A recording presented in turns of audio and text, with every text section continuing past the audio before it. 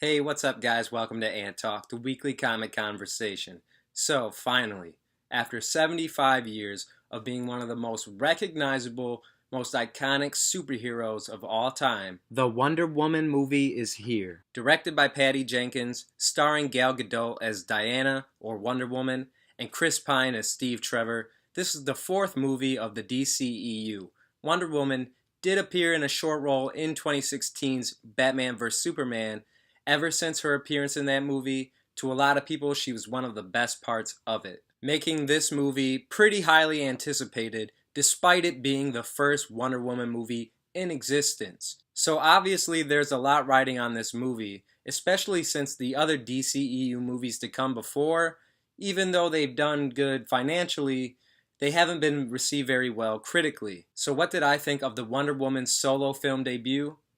I actually really liked it, and I'm really happy to honestly say that. There are a lot of great things about this movie, and even though it's not perfect, like any movie, and even though as far as storylines, it's nothing we really haven't seen before, but I thought this movie was really good. And what really sets this apart from any other good comic book movie is the portrayal of Wonder Woman. And I'll get to more about her soon. But I really do think there is a lot to take away from this movie. Even though, like I said, it's not perfect, the problems are very minor and are more like nitpicks. But nothing could stop the fact that when I walked out of that theater, I felt really good about what I just saw. And it left me feeling good and even inspired, because that's what the character of Wonder Woman is supposed to do. So like I said, there's a lot to take away from this movie. And starting right off the beginning, where most of the first part of the movie is set on Themyscira, the island the Amazonians are from. And I thought this is where the movie started to really set itself apart from other comic book movies. For a while, it didn't feel like I was watching a superhero or a comic book movie,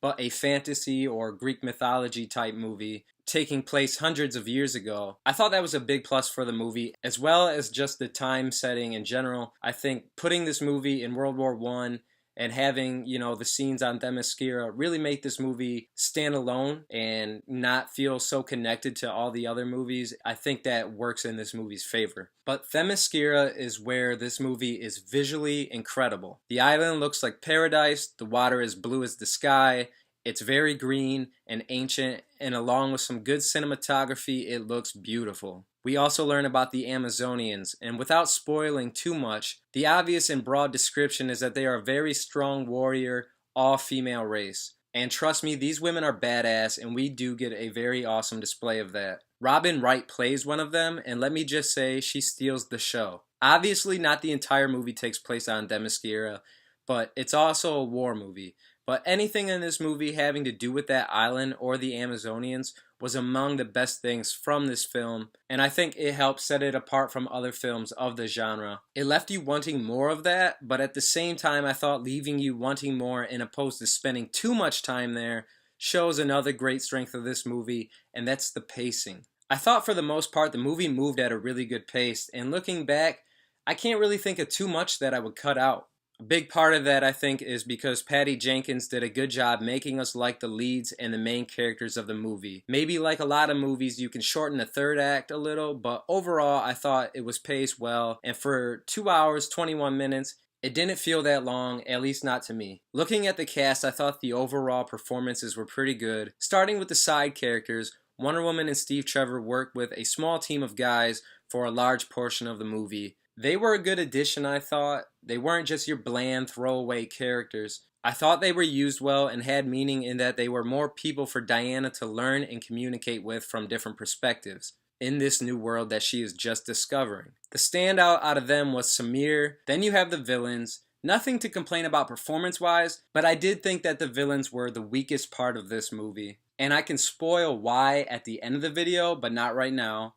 But honestly, it's more of a minor complaint or a nitpick. And it doesn't change how I feel about the movie, but I guess I would say that they were a little underwhelming. But that's a minor complaint because they aren't really the focus of the film. Connie Nielsen plays Diana's mother. I thought she did a great job. She really felt like a mother and was overprotective of her daughter, but you understand and you buy why. As I said, Robin Wright steals the show. She plays one of the greatest warriors of the Amazonians, and she really is a badass. which you will see, and her performance was great. She really got into her character very well without overdoing it. And I thought Chris Pine really stood out in this movie. He plays Steve Trevor, a very significant and major character to Wonder Woman all throughout the comics, and I thought he was a great character here. He plays a spy during World War I, and he's definitely not a goody two-shoes, but deep down he is a man with morals. He's partnered up with Diana most of the movie, helping her complete her mission, as well as showing her, or more like chaperoning her, through London and modern society. He plays an important and badass role as he helps Diana throughout the movie, but at no time do I think he overshadows or steals the spotlight from her. And I thought they had really good chemistry. There are a lot of humorous and funny moments, but none of them felt like forced jokes or quips. It was all natural to the scenario. As you can imagine, with a character who is naive to modern society and customs, this is a very fish out of water story, which is nothing we haven't seen before, but Gal Gadot as Wonder Woman just makes it so charming. I thought Gadot was great as Wonder Woman. I know some people were a little hesitant and afraid she wouldn't be able to carry a film as the lead, but honestly, I think she proved them all wrong. I thought she was great. Her performance could have made or broke this film, and man, she made it. Not only does her physicality seem believable from an action standpoint, which is actually harder than you'd think, I thought her acting chops were pretty good. I felt a lot of sincerity from her character, and when she was upset or frustrated, or even in disbelief, she showed it. When she was happy or amused, she showed it. And when she was devastated, she showed it. And I think just her overall charm really made her a great character. And I love how powerful and how strong they made her. I thought they displayed it very well, and she's got to be able to compete with people like Superman and others like that. So I think that they definitely nailed that. I think you have to give her and the director Patty Jenkins a lot of praise here because they really made this character work. And thank God, like I said, this is a really good movie. Is it great? Not exactly. As far as comic book movies go, I don't think I can put it up there with the best like Dark Knight, The Avengers, Civil War, or even Deadpool. But this is a really good movie, and something about it carries it farther and sets it apart from other good movies. And I think a lot of that has to do with Wonder Woman herself. And I think that just shows you the power of her iconic status. There was a lot riding on this. Since the year 2000, there's been somewhere around 50 movies based on comic book characters. Not one of them Wonder Woman. There have been female-led films before, but we try not to talk about those. But Wonder Woman has been one of the most iconic and recognizable comic book superheroes ever, male or female. And after watching this movie, you realize that this was long overdue. And like I said, something about it sets it apart from other good superhero movies, and I think it had a lot to do with how it made me feel. I'm not sure if it's because it was finally time a female superhero got this kind of justice in her own film, or if it's the fact that holy shit, I'm actually watching a Wonder Woman movie. Or even if her character is truly that iconic to where her values just jump out of the screen and latch onto you. But whatever it is, I couldn't help but feel overjoyed when watching this movie. And when you first get the reveal of her in full costume heading into action, first off, the movie really builds up the scene great. And when you finally see it all together, you're just like, damn, that's Wonder Woman. They really made her a likable character, and you are on her side the entire movie. I can't see how the sincerity of her values and her morals doesn't inspire whoever watches this film. So yeah, I gotta give props to Gal Gadot. I thought this movie also did a good job making you feel emotionally invested with the characters. There are a couple moments that are surprisingly emotional, but I won't spoil them here. And one of the last things I want to talk about are the action scenes. I thought that they were very well done, especially a couple of them. The climax is good, but there are two action scenes that really stick out to me. One is the battle with the Amazonians, that you've seen some of that in the trailers. And I thought this was awesome. Robin Wright's character is such a badass. And there is a really awesome sequence with Wonder Woman somewhere in the middle of the movie. These action scenes in a lot of ways felt unique from other movies. I think that has a lot to do with the director. And there is also very good use of slow motion in the fight scenes. It's not overused, and I really think it enhanced things because it actually had a purpose. It's not just randomly in there to look cool. If I remember right, I think it's only Wonder Woman and the other Amazonians that they ever used the slow-mo with. And I thought this worked very well with what they were trying to display, because not only are they faster and stronger than your average human being, with a vertical leap at least 4 times that of LeBron James, But these are women.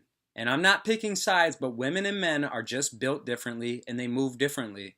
So not only are Diana and the Amazonians unbelievably powerful and fast, but the slow motion just shows how graceful they are. And I thought that was displayed very well and really gave the slow motion use a purpose. They aren't just badass, but these are badass women, and I thought what they did to make that stand out was refreshing and awesome. So these are my overall thoughts on the movie Wonder Woman. I really liked it. I thought it was very well done, and it's about damn time Wonder Woman got justice on the big screen.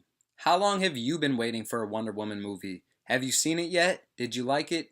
Let me know in the comments below. Before I get into spoilers, if you don't want anything spoiled, this is your chance to leave. Don't forget to like and subscribe. Thanks for watching AnTalk, the weekly comic conversation. It's time for spoilers.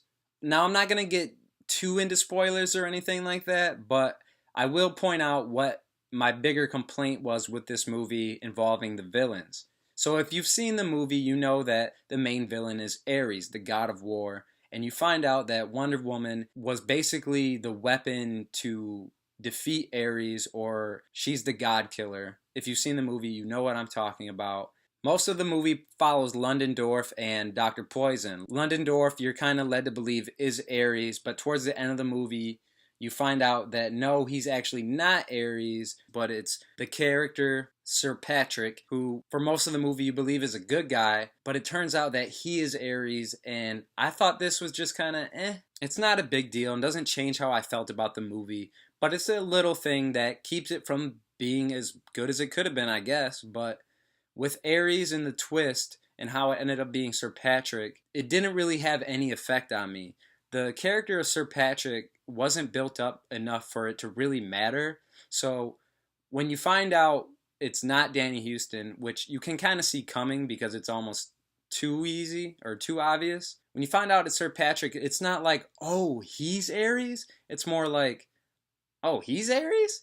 And it's not a big deal, but I thought it was underwhelming. And I thought that could have been a little better. But other than that, I really don't have much to complain about. And I actually kind of like the twist that she was the weapon that Zeus and her mother created.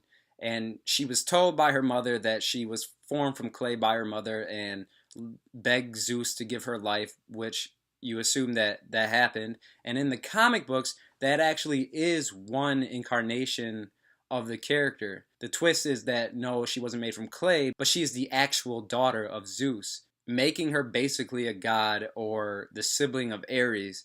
And I thought that was kind of cool that she was the secret weapon. And a couple other spoilers I thought that worked for this movie where they kill Steve Trevor and they kill Robin Wright's character earlier in the movie. I thought it helped the movie emotionally with killing off these characters because they're big characters, they're main characters, and a lot of times in these big superhero blockbuster movies, you don't see anything too bad happen to the leads, and they really went there and they killed these characters. I thought, especially Steve Trevor, when they killed him, you could see the effect it had on Diana, and I really bought that, especially in the scene, and I thought it actually helped that third act. And as I said earlier, I really did like the reveal of Wonder Woman in her full costume as she's climbing out of the trenches up the ladder. You could tell they were really building it up, just showing, you know, different sections of the outfit and getting the music going. By the time she was up out of the trench walking, you get the full shot of Wonder Woman in all her glory. I thought that was really built up well, and it was actually exciting to see the payoff.